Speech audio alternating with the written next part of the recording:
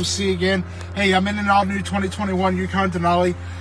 Want to quickly show you how to set up remote folding mirrors, side mirrors.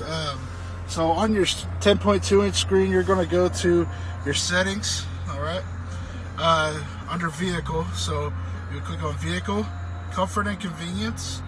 It says remote mirror folding. So you click on that, it turns it green. So it is good to go, okay?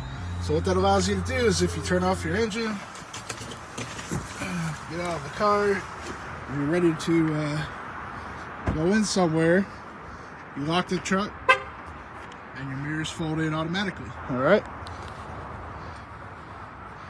And then if you're walking up, you want to get in the car, you hit unlock, and they fold back out.